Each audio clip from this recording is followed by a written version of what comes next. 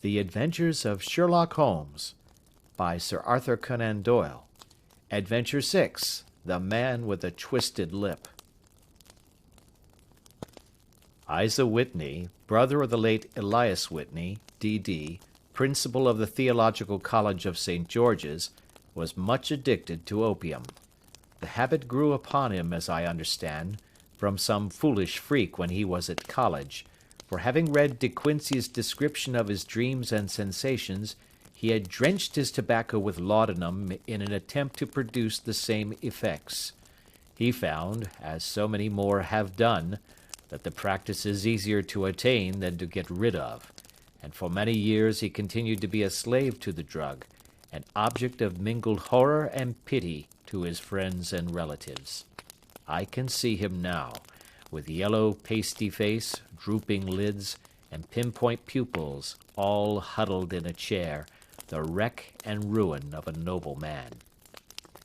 One night, it was in June '89, there came a ring to my bell, about the hour when a man gives his first yawn and glances at the clock.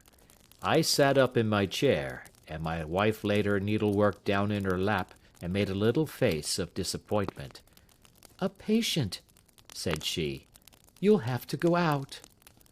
I groaned, for I was newly come back from a weary day. We heard the door open, a few hurried words, and then quick steps upon the linoleum. Our own door flew open, and a lady, clad in some dark-colored stuff, with a black veil, entered the room. "You will excuse my calling so late," she began, and then, suddenly losing her self-control, she ran forward, threw her arms about my wife's neck, and sobbed upon her shoulder. "Oh, I'm in such trouble!" she cried. "I do so want a little help." "Why," said my wife, pulling up her veil, "it is Kate Whitney. How you startled me, Kate! I had not an idea who you were when you came in." "I don't know what to do, so I came straight to you." That was always the way. Folk who were in grief came to my wife like birds to a lighthouse. "It was very sweet of you to come. Now, you must have some wine and water, and sit here comfortably and tell us all about it. Or should you rather that I sent James off to bed?" "Oh, no, no! I want the doctor's advice and help too. It's about Isa. He's not been home for 2 days. I'm so frightened about him." It was not the first time that she had spoken to us of her husband's trouble, to me as a doctor, to my wife as an old friend and school companion. We soothed and comforted her by such words as we could find. Did she know where her husband was? Was it possible that we could bring him back to her? It seems that it was. She had the surest information that of late he had, when the fit was on him, made use of an opium den in the farthest east of the city. Hitherto his orgies had always been confined to one day, and he had come back twitching and shattered in the evening. But now the spell had been upon him 48 hours, and he lay there, doubtless among the dregs of the docks, breathing in the poison or sleeping off the effects. There he was to be found, she was sure of it, at the Bar of Gold, in Upper Swandam Lane. But what was she to do? How could she, a young and timid woman, make her way into such a place and pluck her husband out from among the ruffians who surrounded him? There was the case, and of course there was but one way out of it. Might I not escort her to this place? And then, as a second thought, why should she come at all? I was Isa Whitney's medical adviser, and as such I had influence over him. I could manage it better if I were alone. I promised her on my word that I would send him home in a cab within 2 hours, if he were indeed at the address which she had given me. And so in 10 minutes I had left my armchair and cheery sitting-room behind me, and was speeding eastward in a hansom on a strange errand, as it seemed to me at the time, though the future only could show how strange it was to be. But there was no great difficulty in the first stage of my adventure. Upper Swandam Lane is a vile alley lurking behind the high wharves which line the north side of the river to the east of London Bridge.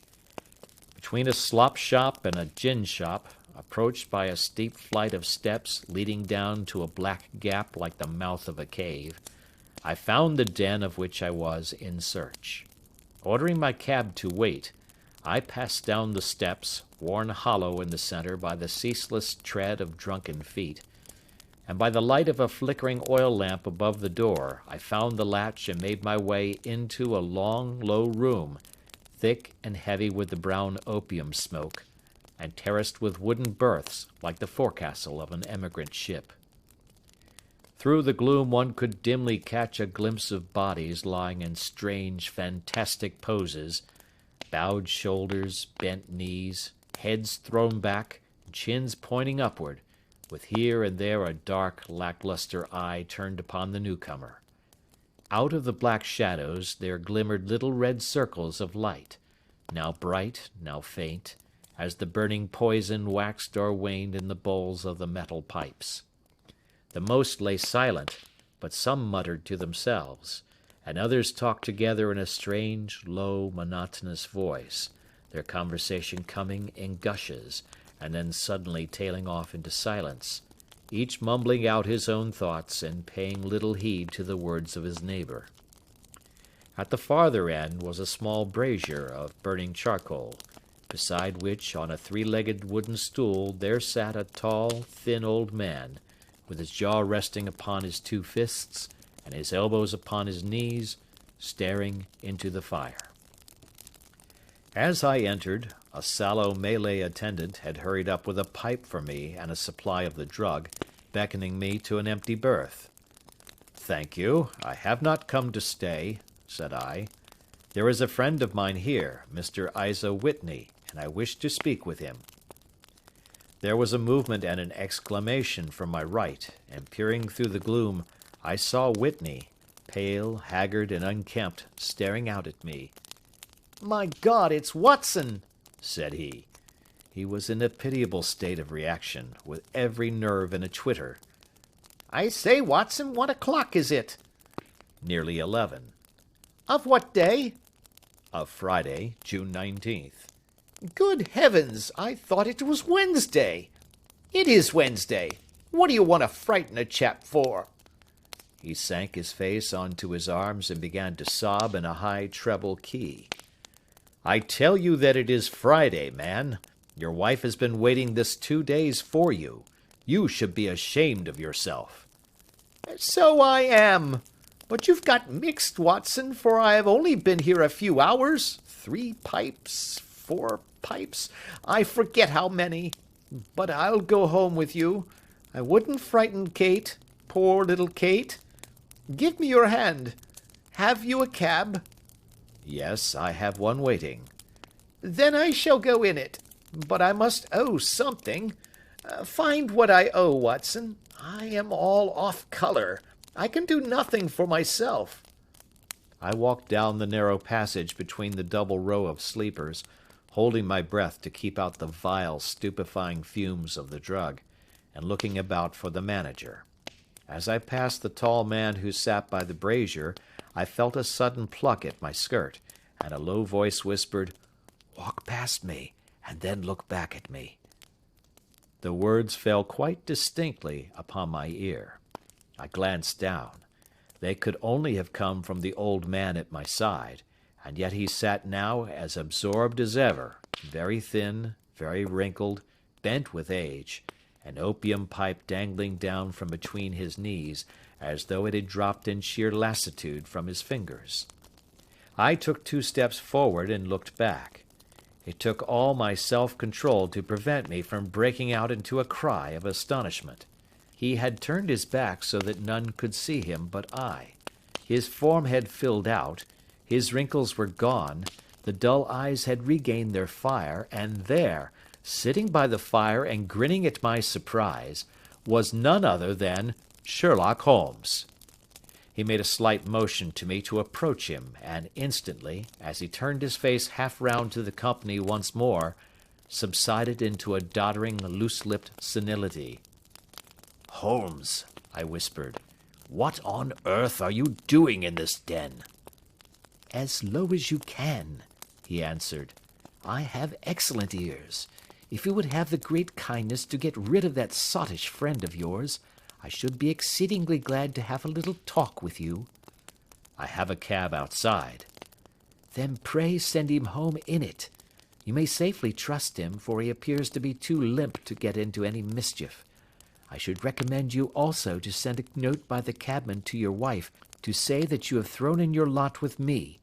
If you will wait outside, I shall be with you in 5 minutes." It was difficult to refuse any of Sherlock Holmes's requests, for they were always so exceedingly definite, and put forward with such a quiet air of mastery. I felt, however, that when Whitney was once confined in the cab, my mission was practically accomplished, and for the rest, I could not wish anything better than to be associated with my friend in one of those singular adventures which were the normal condition of his existence. In a few minutes I had written my note, paid Whitney's bill, led him out to the cab, and seen him driven through the darkness. In a very short time a decrepit figure had emerged from the opium den, and I was walking down the street with Sherlock Holmes. For 2 streets he shuffled along with a bent back and an uncertain foot. Then, glancing quickly round, he straightened himself out and burst into a hearty fit of laughter. "I suppose, Watson," said he, "that you imagine that I have added opium smoking to cocaine injections, and all the other little weaknesses on which you have favored me with your medical views." "I was certainly surprised to find you there." "But not more so than I to find you." "I came to find a friend." "And I to find an enemy." "An enemy?" "Yes, one of my natural enemies, or, shall I say, my natural prey. Briefly, Watson, I am in the midst of a very remarkable inquiry, and I have hoped to find a clue in the incoherent ramblings of these sots, as I have done before now. Had I been recognized in that den, my life would not have been worth an hour's purchase, for I have used it before now for my own purposes, and the rascally Lascar who runs it has sworn to have vengeance upon me. There is a trapdoor at the back of that building, near the corner of Paul's Wharf, which could tell some strange tales of what has passed through it upon the moonless nights." "What? You do not mean bodies?" "Aye, bodies, Watson. We should be rich men if we had £1,000 for every poor devil who has been done to death in that den. It is the vilest murder trap on the whole riverside, and I fear that Neville St. Clair has entered it never to leave it more. But our trap should be here." He put his 2 forefingers between his teeth and whistled shrilly, a signal which was answered by a similar whistle from the distance, followed shortly by the rattle of wheels and the clink of horses' hoofs. "Now, Watson," said Holmes, as a tall dog-cart dashed up through the gloom, throwing out 2 golden tunnels of yellow light from its side lanterns, "you'll come with me, won't you?" "If I can be of use." "Oh, a trusty comrade is always of use, and a chronicler still more so. My room at the Cedars is a double-bedded one." "The Cedars?" "Yes, that is Mr. St. Clair's house. I am staying there while I conduct the inquiry." "Where is it, then?" "Near Lee, in Kent. We have a 7-mile drive before us." "But I am all in the dark." "Of course you are. You'll know all about it presently. Jump up here. All right, John, we shall not need you. Here's £50. Look out for me tomorrow about 11. Give her head. So long, then." He flicked the horse with his whip, and we dashed away through the endless succession of sombre and deserted streets, which widened gradually until we were flying across a broad balustraded bridge, with the murky river flowing sluggishly beneath us. Beyond lay another dull wilderness of bricks and mortar, its silence broken only by the heavy, regular footfall of the policemen, or the songs and shouts of some belated party of revellers. A dull wrack was drifting slowly across the sky, and a star or two twinkled dimly here and there through the rifts of the clouds. Holmes drove in silence, with his head sunk upon his breast, and the air of a man who is lost in thought, while I sat beside him, curious to learn what this new quest might be which seemed to tax his powers so sorely, and yet afraid to break in upon the current of his thoughts. We had driven several miles, and were beginning to get to the fringe of the belt of suburban villas, when he shook himself, shrugged his shoulders, and lit up his pipe with the air of a man who has satisfied himself that he is acting for the best.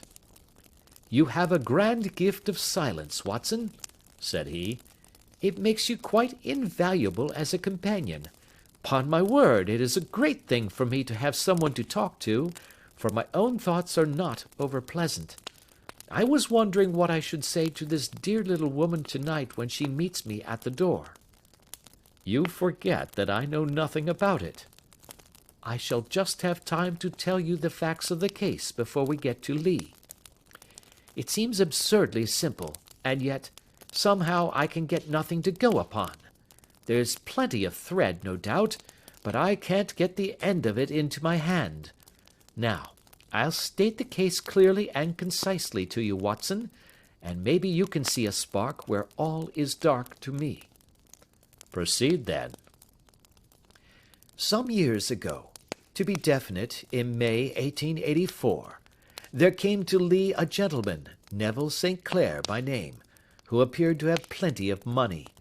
He took a large villa, laid out the grounds very nicely, and lived generally in good style. By degrees he made friends in the neighbourhood, and in 1887 he married the daughter of a local brewer, by whom he now has 2 children. He had no occupation, but was interested in several companies, and went into town, as a rule, in the morning, returning by the 5:14 from Cannon Street every night.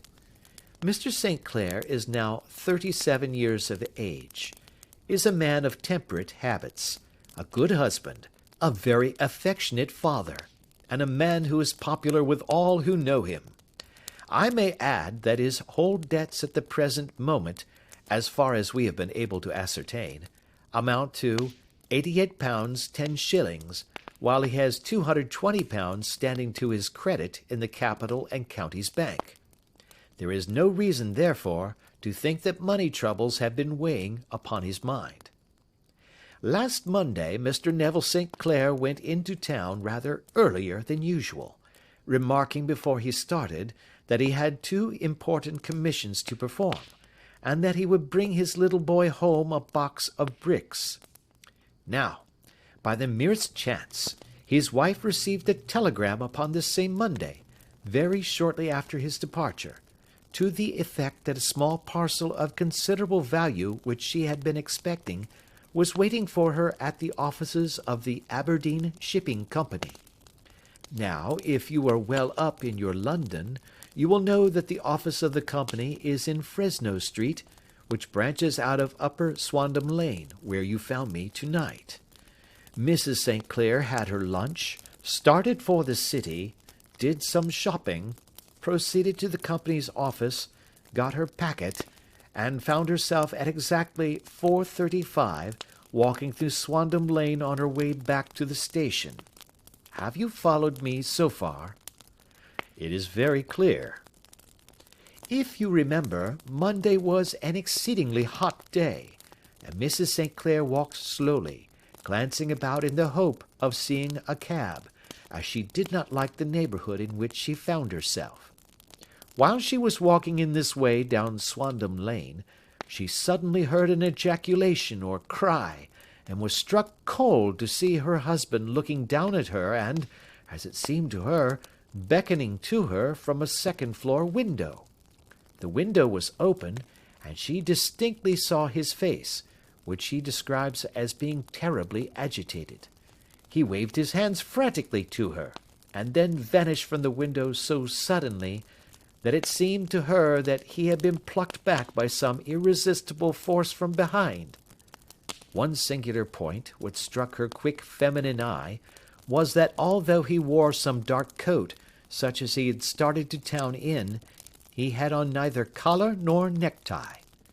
Convinced that something was amiss with him, she rushed down the steps, for the house was none other than the opium den in which you found me tonight, and running through the front room, she attempted to ascend the stairs which led to the first floor. At the foot of the stairs, however, she met this Lascar scoundrel of whom I have spoken, who thrust her back, and, aided by a Dane, who acts as assistant there, pushed her out into the street. Filled with most maddening doubts and fears, she rushed down the lane, and by rare good fortune met in Fresno Street a number of constables with an inspector, all on their way to their beat. The inspector and 2 men accompanied her back, and in spite of the continued resistance of the proprietor, they made their way to the room in which Mr. St. Clair had last been seen.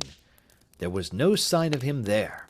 In fact, in the whole of that floor, there was no one to be found save a crippled wretch of hideous aspect, who, it seems, made his home there. Both he and the Lascar stoutly swore that no one else had been in the front room during the afternoon. So determined was their denial that the inspector was staggered, and had almost come to believe that Mrs. St. Clair had been deluded when, with a cry, she sprang at a small deal box which lay upon the table, and tore the lid from it. Out there fell a cascade of children's bricks. It was the toy which he had promised to bring home. This discovery, and the evident confusion which the cripple showed, made the inspector realize that the matter was serious. The rooms were carefully examined, and results all pointed to an abominable crime. The front room was plainly furnished as a sitting room, and led into a small bedroom, which looked out upon the back of one of the wharves. Between the wharf and the bedroom window is a narrow strip, which is dry at low tide, but is covered at high tide with at least 4½ feet of water. The bedroom window was a broad one and opened from below. On examination, traces of blood were to be seen upon the window sill, and several scattered drops were visible upon the wooden floor of the bedroom. Thrust away behind a curtain in the front room were all the clothes of Mr. Neville St. Clair, with the exception of his coat. His boots, his socks, his hat, and his watch, all were there.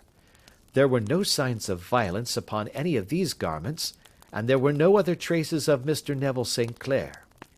Out of the window he must apparently have gone, for no other exit could be discovered, and the ominous bloodstains upon the sill gave little promise that he could save himself by swimming, for the tide was at its very highest at the moment of the tragedy.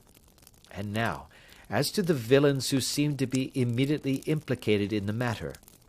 The Lascar was known to be a man of the vilest antecedents, but as, by Mrs. St. Clair's story, he was known to have been at the foot of the stair within a very few seconds of her husband's appearance at the window, he could hardly have been more than an accessory to the crime.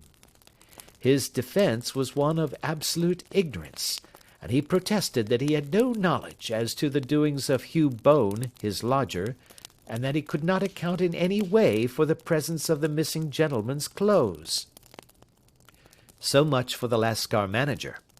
Now for the sinister cripple who lives upon the second floor of the opium den, and who was certainly the last human being whose eyes rested upon Neville St. Clair. His name is Hugh Bone, and his hideous face is one which is familiar to every man who goes much to the city. He is a professional beggar, though in order to avoid the police regulations, he pretends to a small trade in wax vestas. Some little distance down Threadneedle Street, upon the left-hand side, there is, as you may have remarked, a small angle in the wall. Here it is that this creature takes his daily seat, cross-legged with his tiny stock of matches on his lap, and as he is a piteous spectacle, a small rain of charity descends into the greasy leather cap which lies upon the pavement beside him. I have watched the fellow more than once before ever I thought of making his professional acquaintance, and I have been surprised at the harvest which he has reaped in a short time. His appearance, you see, is so remarkable that no one can pass him without observing him. A shock of orange hair, a pale face disfigured by a horrible scar, which, by its contraction, has turned up the outer edge of his upper lip, a bulldog chin, and a pair of very penetrating dark eyes, which present a singular contrast to the colour of his hair, all mark him out from amid the common crowd of mendicants, and so too does his wit, for he is ever ready with a reply to any piece of chaff which may be thrown at him by the passers-by. This is the man whom we now learn to have been the lodger at the opium den, and to have been the last man to see the gentleman of whom we are in quest. But a cripple, said I. What could he have done single-handed against a man in the prime of life? He is a cripple in the sense that he walks with a limp, but in other respects he appears to be a powerful and well-nurtured man. Surely your medical experience would tell you, Watson, that weakness in one limb is often compensated for by exceptional strength in the others. Pray continue your narrative. Mrs. St. Clair had fainted at the sight of the blood upon the window, and she was escorted home in a cab by the police, as her presence could be of no help to them in their investigations. Inspector Barton, who had charge of the case, made a very careful examination of the premises, but without finding anything which threw any light upon the matter. One mistake had been made in not arresting Boone instantly, as he was allowed some few minutes during which he might have communicated with his friend the Lascar, but this fault was soon remedied, and he was seized and searched, without anything being found which could incriminate him. There were, it is true, some blood-stains upon his right shirt-sleeve, but he pointed to his ring-finger, which had been cut near the nail, and explained that the bleeding came from there, adding that he had been to the window not long before, and that the stains which had been observed there came doubtless from the same source. He denied strenuously having ever seen Mr. Neville St. Clair, and swore that the presence of the clothes in his room was as much a mystery to him as to the police. As to Mrs. St. Clair's assertion that she had actually seen her husband at the window, he declared that she must have been either mad or dreaming. He was removed, loudly protesting, to the police station, while the inspector remained upon the premises in the hope that the ebbing tide might afford some fresh clue. And it did, though they hardly found upon the mud-bank what they had feared to find. It was Neville St. Clair's coat, and not Neville St. Clair, which lay uncovered as the tide receded. And what do you think they found in the pockets? I cannot imagine. No, I don't think you would guess. Every pocket stuffed with pennies and halfpennies, 421 pennies and 270 halfpennies. It was no wonder that it had not been swept away by the tide. But a human body is a different matter. There is a fierce eddy between the wharf and the house. It seemed likely enough that the weighted coat had remained when the stripped body had been sucked away into the river. But I understand that all the other clothes were found in the room. Would the body be dressed in a coat alone? No, sir, but the facts must be met speciously enough. Suppose that this man Boone had thrust Neville St. Clair through the window, there is no human eye which could have seen the deed. What would he do then? It would of course instantly strike him that he must get rid of the tell-tale garments. He would seize the coat then, and be in the act of throwing it out, when it would occur to him that it would swim and not sink. He has little time, for he has heard the scuffle downstairs when the wife tried to force her way up, and perhaps he has already heard from his Lascar confederate that the police are hurrying up the street. There is not an instant to be lost. He rushes to some secret hoard, where he has accumulated the fruits of his beggary, and he stuffs all the coins upon which he can lay his hands into the pockets to make sure of the coat's sinking. He throws it out, and would have done the same with the other garments had not he heard the rush of steps below, and only just had time to close the window when the police appeared. It certainly sounds feasible. Well, We will take it as a working hypothesis for want of a better. Boone, as I have told you, was arrested and taken to the station, but it could not be shown that there had ever before been anything against him. He had for years been known as a professional beggar, but his life appeared to have been a very quiet and innocent one. There the matter stands at present, and the questions which have to be solved. What Neville St. Clair was doing in the opium den, what happened to him when there, where he is now, and what Hugh Boone had to do with his disappearance, are all as far from a solution as ever. I confess that I cannot recall any case within my experience which looked at the first glance so simple, and yet which presented such difficulties. While Sherlock Holmes had been detailing this singular series of events, we had been whirling through the outskirts of the great town until the last straggling houses had been left behind, and we rattled along with a country hedge upon either side of us. Just as he finished, however, we drove through 2 scattered villages, where a few lights still glimmered in the windows. "We are on the outskirts of Lee," said my companion. "We have touched on 3 English counties in our short drive, starting in Middlesex, passing over an angle of Surrey, and ending in Kent. See that light among the trees? That is the Cedars, and beside that lamp sits a woman whose anxious ears have already, I have little doubt, caught the clink of our horses' feet." "But why are you not conducting the case from Baker Street?" I asked. "Because there are many inquiries which must be made out here. Mrs. St. Clair has most kindly put 2 rooms at my disposal, and you may rest assured that she will have nothing but a welcome for my friend and colleague. I hate to meet her, Watson, when I have no news of her husband. Here we are. Whoa there, whoa!" We had pulled up in front of a large villa which stood within its own grounds. A stable boy had run out to the horse's head, and springing down, I followed Holmes up the small, winding gravel drive which led to the house. As we approached, the door flew open, and a little blonde woman stood in the opening, clad in some sort of light mousseline de sole, with a touch of fluffy pink chiffon at her neck and wrists. She stood with her figure outlined against the flood of light, one hand upon the door, one half raised in her eagerness, her body slightly bent, her head and face protruded, with eager eyes and parted lips, a standing question. "Well?" she cried. "Well?" And then, seeing that there were 2 of us, she gave a cry of hope, which sank into a groan as she saw that my companion shook his head and shrugged his shoulders. "No good news?" "None." "No bad?" "No." "Thank God for that. But come in. You must be weary, for you have had a long day." "This is my friend, Dr. Watson. He has been of most vital use to me in several of my cases, and a lucky chance has made it possible for me to bring him out and associate him with this investigation." "I am delighted to see you," said she, pressing my hand warmly.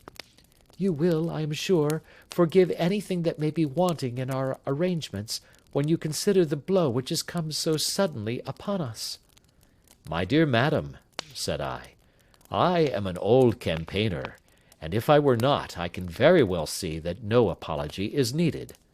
If I can be of any assistance, either to you or to my friend here, I shall be indeed happy." "Now, Mr. Sherlock Holmes," said the lady, as we entered a well-lit dining-room, upon the table of which a cold supper had been laid out, "I should very much like to ask you 1 or 2 plain questions, to which I beg that you will give a plain answer." "Certainly, madam."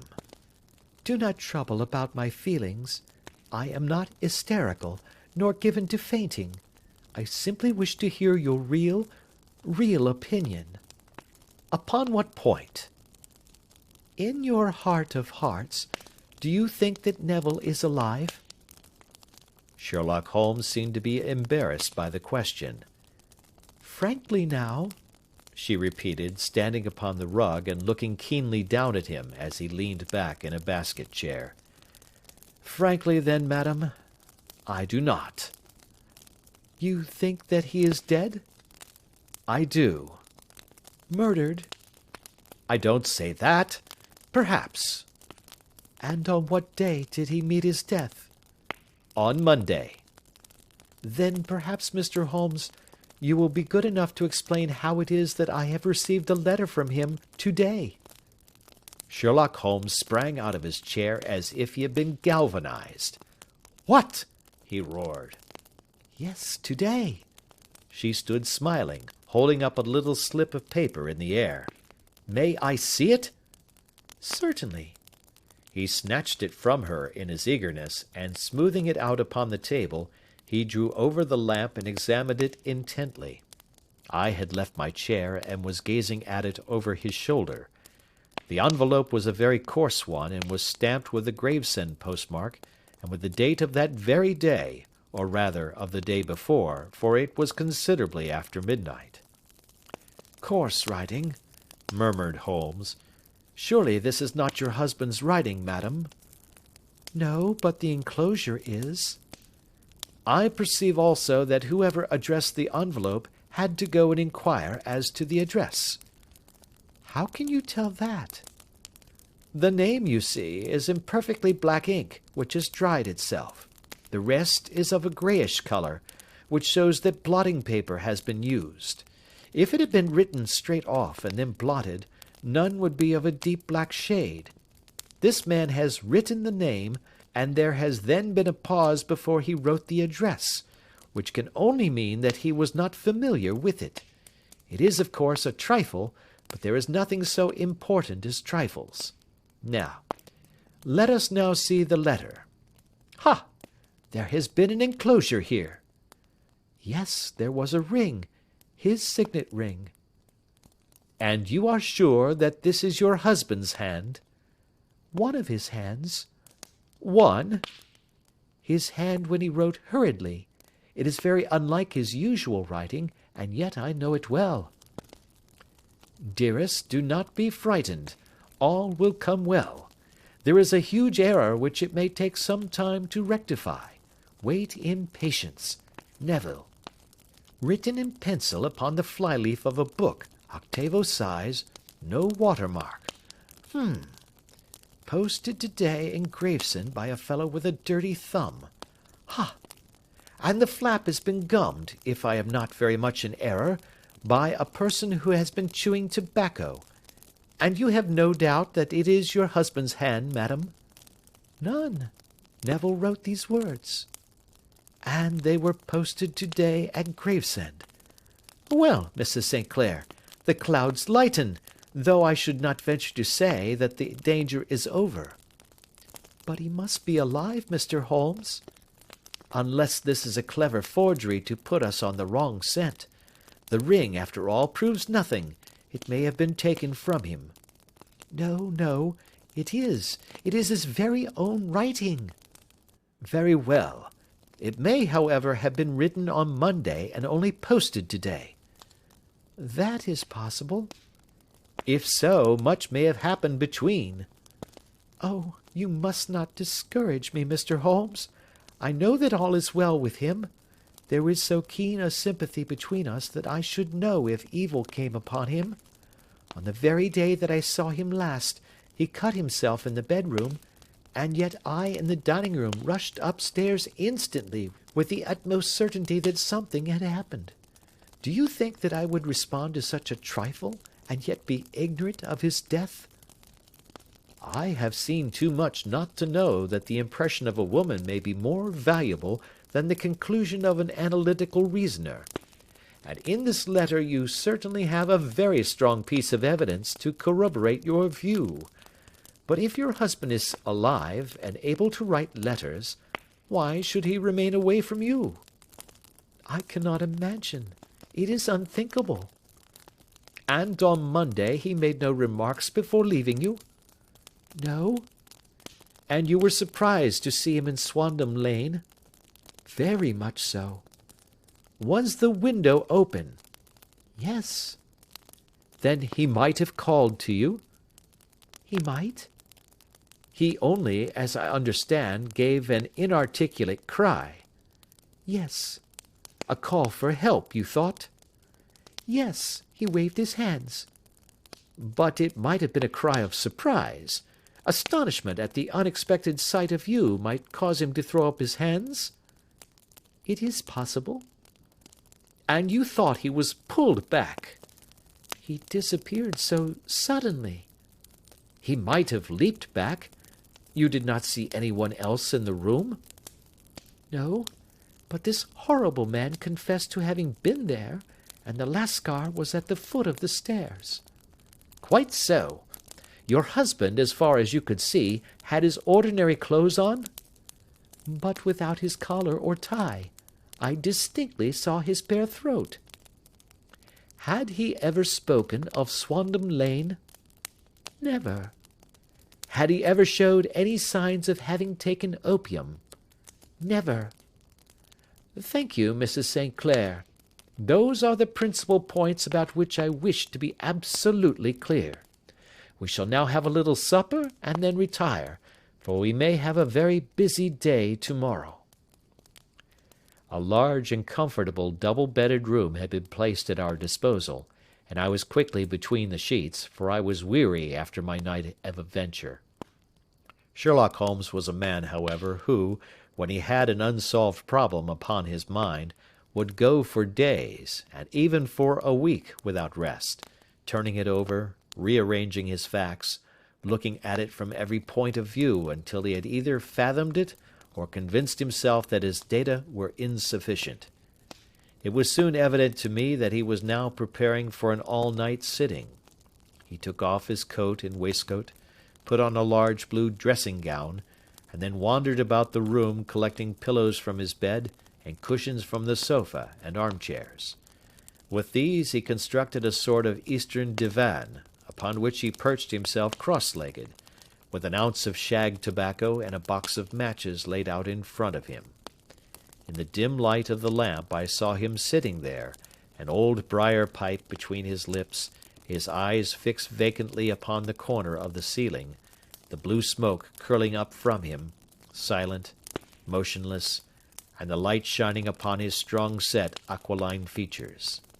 So he sat as I dropped off to sleep, and so he sat when a sudden ejaculation caused me to wake up, and I found the summer sun shining into the apartment. The pipe was still between his lips, the smoke still curled upward, and the room was full of a dense tobacco haze, but nothing remained of the heap of shag which I had seen upon the previous night. "Awake, Watson?" he asked. "Yes." "Game for a morning drive?" "Certainly." "Then dress. No one is stirring yet, but I know where the stable-boy sleeps, and we shall soon have the trap out."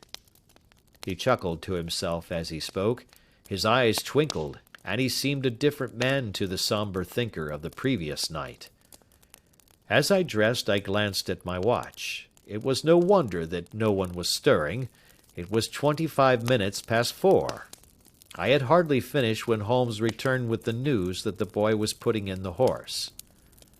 "I want to test a little theory of mine," said he, pulling on his boots. "I think, Watson, that you are now standing in the presence of one of the most absolute fools in Europe. I deserve to be kicked from here to Charing Cross, but I think I have the key of the affair now." "And where is it?" I asked, smiling. "In the bathroom," he answered. "Oh, yes, I am not joking," he continued, seeing my look of incredulity. "I have just been there, and I have taken it out, and I have got it in this Gladstone bag.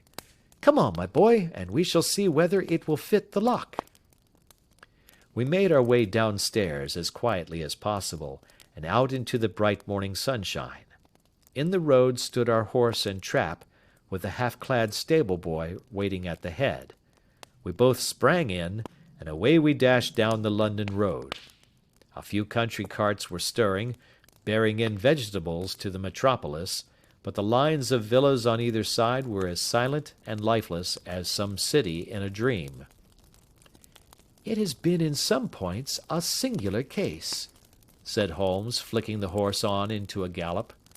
"I confess that I have been as blind as a mole, but it is better to learn wisdom late than never to learn it at all." In town, the earliest risers were just beginning to look sleepily from their windows as we drove through the streets of the Surrey side. Passing down the Waterloo Bridge Road, we crossed over the river, and dashing up Wellington Street, wheeled sharply to the right and found ourselves in Bow Street. Sherlock Holmes was well known to the force, and the two constables at the door saluted him. One of them held the horse's head, while the other led us in. "Who is on duty?" asked Holmes. "Inspector Bradstreet, sir." "Ah, Bradstreet, how are you?"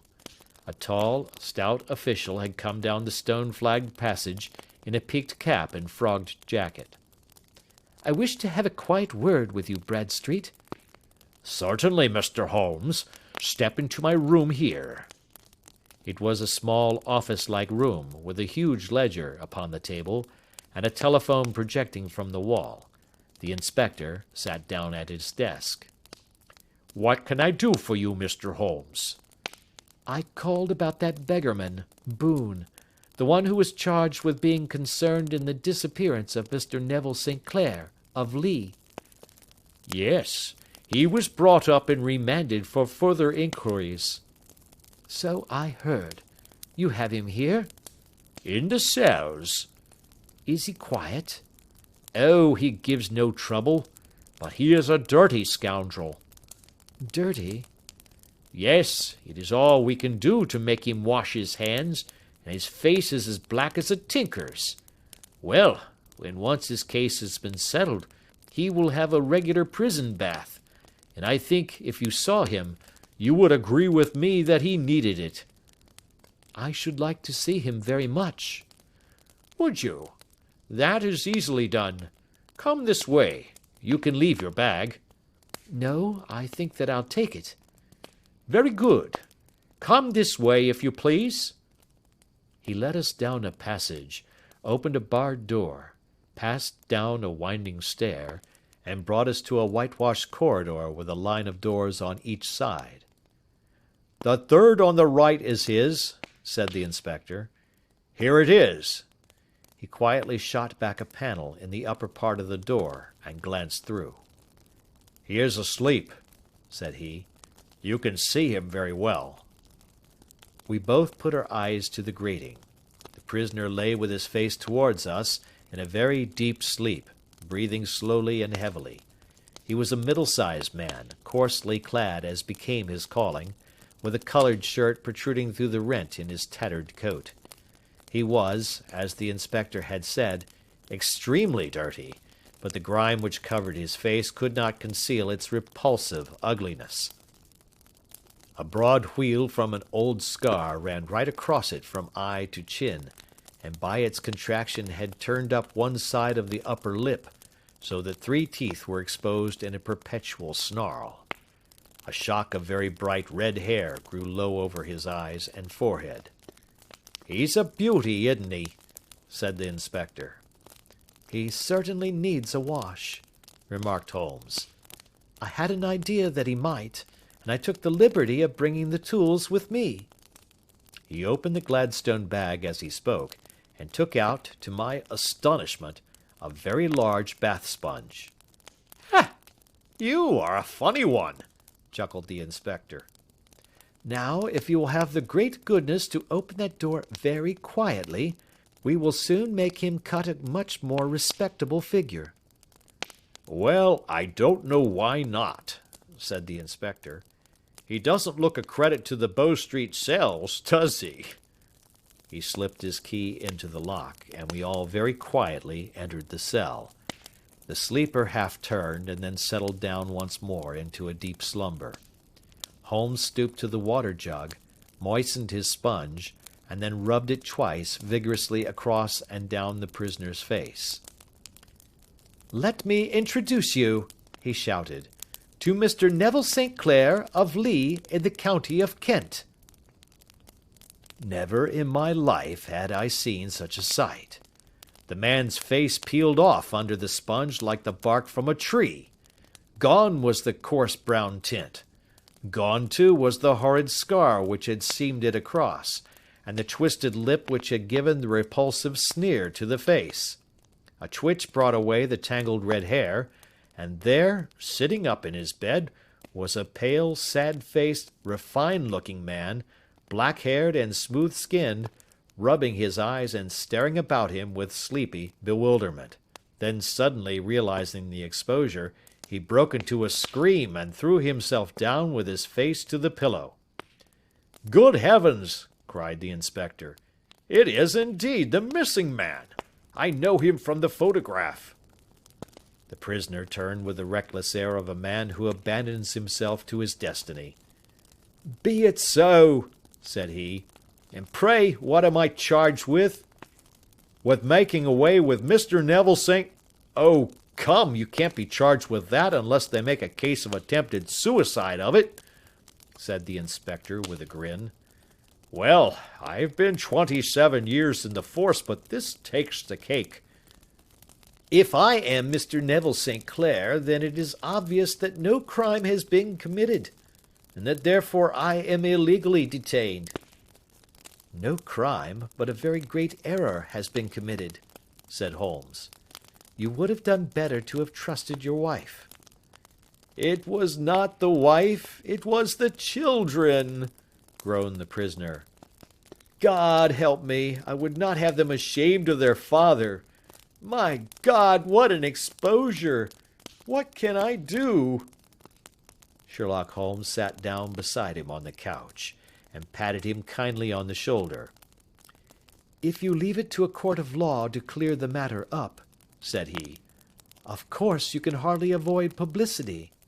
On the other hand, if you convince the police authorities that there is no possible case against you, I do not know that there is any reason that the details should find their way into the papers.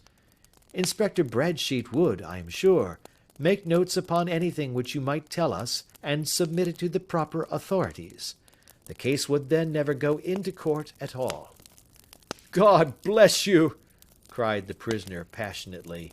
"I would have endured imprisonment, aye, even execution, rather than have left my miserable secret as a family blot to my children. You are the first who have ever heard my story. My father was a schoolmaster in Chesterfield, where I received an excellent education. I traveled in my youth, took to the stage, and finally became a reporter on an evening paper in London. One day my editor wished to have a series of articles upon begging in the metropolis, and I volunteered to supply them. There was the point from which all my adventures started. It was only by trying begging as an amateur that I could get the facts upon which to base my articles. When an actor, I had, of course, learned all the secrets of making up, and had been famous in the green room for my skill. I took advantage now of my attainments. I painted my face, and to make myself as pitiable as possible, I made a good scar and fixed one side of my lip in a twist by the aid of a small slip of flesh-colored plaster. Then, with a red head of hair and an appropriate dress, I took my station in the business part of the city, ostensibly as a match-seller, but really as a beggar. For 7 hours I plied my trade, and when I returned home in the evening, I found to my surprise that I had received no less than 26 shillings 4 pence. I wrote my articles and thought little more of the matter until, some time later, I backed a bill for a friend and had a writ served upon me for £25. I was at my wits' end where to get the money, but a sudden idea came to me. I begged a fortnight's grace from the creditor, asked for a holiday from my employers, and spent the time in begging in the city under my disguise. In 10 days I had the money and had paid the debt. Well, you can imagine how hard it was to settle down to arduous work at £2 a week, when I knew that I could earn as much in a day by smearing my face with a little paint, laying my cap on the ground, and sitting still. It was a long fight between my pride and the money, but the dollars won at last, and I threw up reporting and sat day after day in the corner which I had first chosen, inspiring pity by my ghastly face, and filling my pockets with coppers. Only one man knew my secret. He was the keeper of a low den in which I used to lodge in Swandam Lane, where I could every morning emerge as a squalid beggar, and in the evenings transform myself into a well-dressed man about town. This fellow, a Lascar, was well paid by me for his rooms, so that I knew that my secret was safe in his possession. Well, very soon I found that I was saving considerable sums of money. I do not mean that any beggar in the streets of London could earn £700 a year, which is less than my average takings, but I had exceptional advantages in my power of making up, and also in a facility of repartee, which improved by practice and made me quite a recognized character in the city. All day a stream of pennies, varied by silver, poured in upon me, and it was a very bad day in which I failed to take £2. As I grew richer, I grew more ambitious, took a house in the country, and eventually married, without anyone having a suspicion as to my real occupation. My dear wife knew that I had business in the city. She little knew what. Last Monday I had finished for the day and was dressing in my room above the opium den, when I looked out of my window and saw, to my horror and astonishment, that my wife was standing in the street, with her eyes fixed full upon me. I gave a cry of surprise, threw up my arms to cover my face, and, rushing to my confidant, the Lascar, entreated him to prevent anyone from coming up to me. I heard her voice downstairs, but I knew that she could not ascend. Swiftly I threw off my clothes, pulled on those of a beggar, and put on my pigments and wig. Even a wife's eyes could not pierce so complete a disguise. But then it occurred to me that there might be a search in the room, and that the clothes might betray me. I threw open the window, reopening by my violence a small cut which I had inflicted upon myself in the bedroom that morning. Then I seized my coat, which was weighted by the coppers which I had just transferred to it from the leather bag in which I carried my takings. I hurled it out of the window, and it disappeared into the Thames. The other clothes would have followed, but at that moment there was a rush of constables up the stair, and a few minutes after I found, rather, I confess, to my relief, that instead of being identified as Mr. Neville St. Clair, I was arrested as his murderer. I do not know that there is anything else for me to explain. I was determined to preserve my disguise as long as possible, and hence my preference for a dirty face. Knowing that my wife would be terribly anxious, I slipped off my ring and confided it to the Lascar at a moment when no constable was watching me, together with a hurried scrawl, telling her that she had no cause to fear. "That note only reached her yesterday," said Holmes. "Good God! What a week she must have spent!" "The police have watched this Lascar," said Inspector Bradstreet, "and I can quite understand that he might find it difficult to post a letter unobserved. Probably he handed it to some sailor customer of his who forgot all about it for some days." "That was it," said Holmes, nodding approvingly. "I have no doubt of it. But have you never been prosecuted for begging?" "Many times. But what was a fine to me?" "It must stop here, however," said Bradstreet. "If the police are to hush this thing up, there must be no more of Hugh Boone." "I have sworn it by the most solemn oaths which a man can take." "In that case, I think that it is probable that no further steps may be taken. But if you are found again, then all must come out. I am sure, Mr. Holmes, that we are very much indebted to you for having cleared the matter up. I wish I knew how you reach your results." "I reach this one," said my friend, "by sitting upon 5 pillows and consuming an ounce of shag. I think, Watson, that if we drive to Baker Street, we shall be just in time for breakfast." End of Adventure 6.